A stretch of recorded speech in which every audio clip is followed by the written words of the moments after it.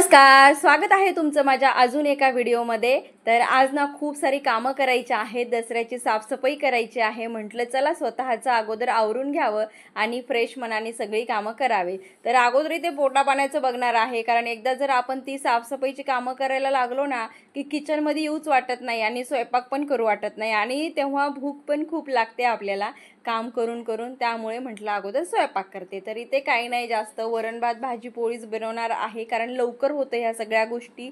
एकदा काही डाळ कुकरला लावली की पीठ मळणं होते, तोपर्यंत आपली डाळ वगैरे शिजते। मग असा जो स्वयंपाक आहे तो लवकर होतो आपला, म्हणूनच मी हा स्वयंपाक आज निवडलाय करण्यासाठी। आणि जी साफसफाई आहे खूप जास्त आहे आमच्याकडे, कारण तीन घरातलं जे आहे ना ते साफसूफ करायचं आहे। जास्त काही घाण झालेलं नाही, कारण 2-3 महिन्या अगोदरच मी इथलं सगळं साफसूफ केलं होतं, जे एक ना एक कोणा साफ केला होता।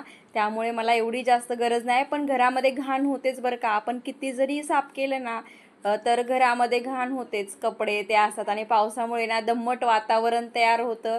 तर त्यामुळे जे सगळं असतं ना ते खराब होतं सगळं। त्यामुळे दसऱ्याला किंवा असं दसरा दिवाळीला साफसफाई करणं खूप गरजेचं असतं।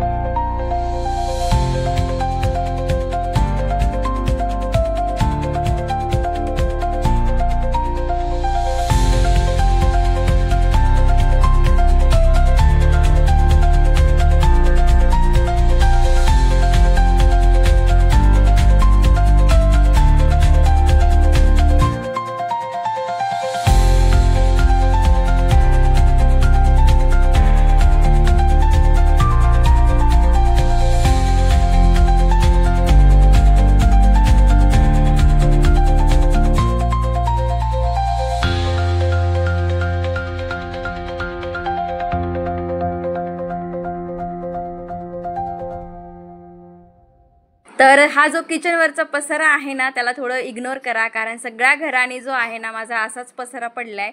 मला तर किचनवरती बिलकुल पसारा आवडत नाही, पण आता काय करणार, हे दसऱ्याची जी कामं आहेत त्यामध्ये असाच पसारा सगळीकडे पडतो। आणि हे जे दळण आहे ना ते खूप जाडसर आहे, तर असं वाटते की 10 किलो दळणामध्ये 1 किलो कोंडाच निघत असेल, इतकं जाड दळण देतात। पण जाऊ दे, आता काय करणार।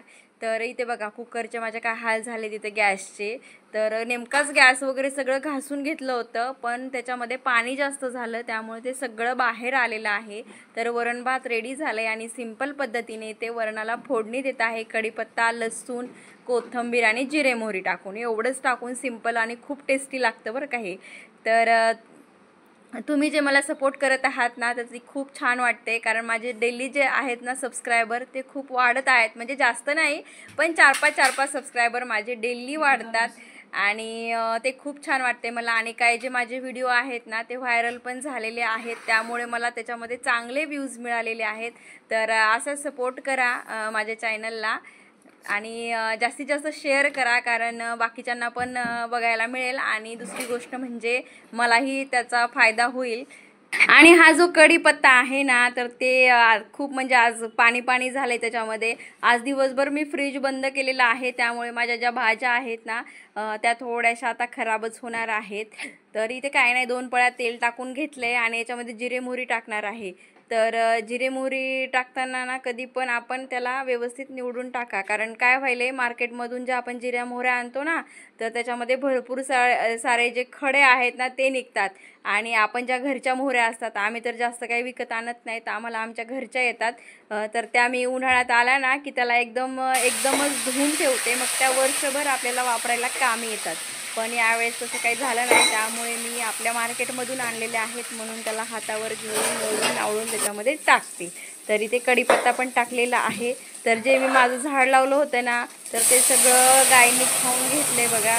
त्याचा कढीपत्ता काय अजून जास्त निघत नाही, त्यामुळे मला मार्केटमधूनच आणावं लागते. आणि ते वरण पण टाकून घेतले त्यामध्ये. आणि ही जी डाळ आहे ना ती घरची आहे, त्यामुळे मी ती कितीही टाकते आणि एवढं घट्टसर वरण बनवते. तर आमच्या इथले ना मला खूप ओरडतात, म्हणतात की घरचं आहे म्हणून तू कितीही वापरतीस आणि एवढं जे घट्ट वरण आहे ते बनवतीस. तर जाऊ द्या, मला ना घट्टच वरण आवडते. तर इथे चपात्या पण बनवून घेते. आणि माझ्या मागच्या व्हिडिओमध्ये मी शेअर केलं होतं की चपाती कशा पद्धतीने बनवायची, मग ती जास्त फुगते. आणि बऱ्याच जणांच्या चपात्या ज्या आहेत ना त्या फुगत नाहीत, माझ्याही अगोदर फुगत नव्हत्या, पण मी एका व्हिडिओमध्ये बघितलं होतं, त्या ताईंचा व्हिडिओ बघितला होता, त्यांनी अशा पद्धतीने चपाती बनवून दाखवली, तर एवढ्या मस्त चपात्या फुगत होत्या त्यांच्या. आणि तेव्हापासून मी पण तशाच चपात्या बनवते, तर माझ्या पण खूप फुगतात बघा. तुम्ही पण अशा पद्धतीने कधी करून बघा, तुमच्याही जास्त फुगतील चपात्या.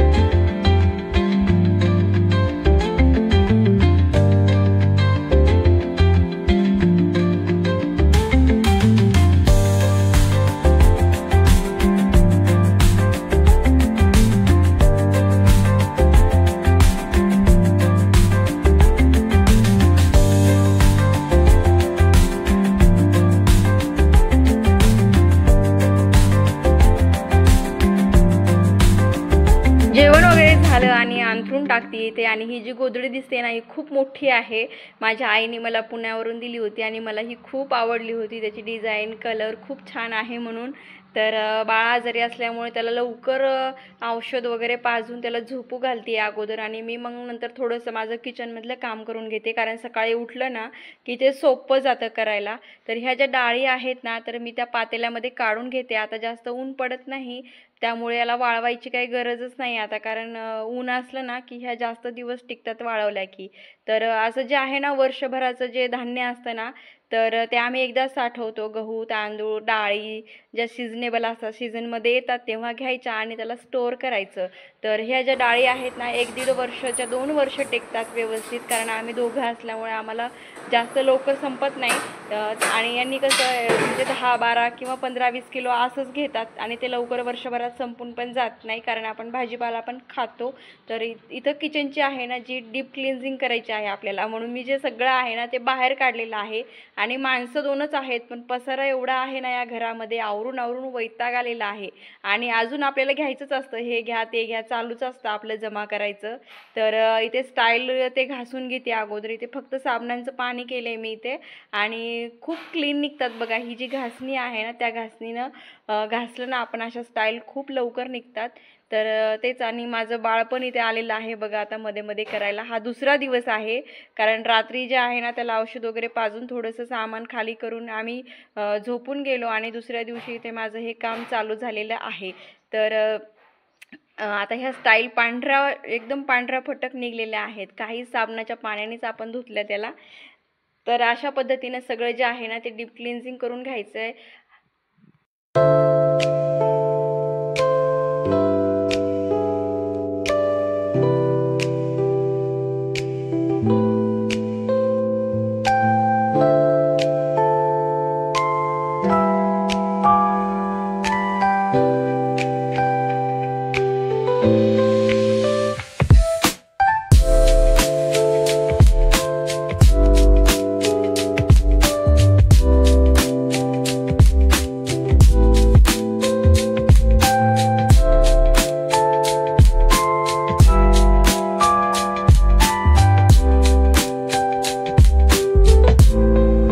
हा बघा आमचा हिरो आला. मी जे काम करायला बसले ना की त्याला पण ते करावंच वाटतं.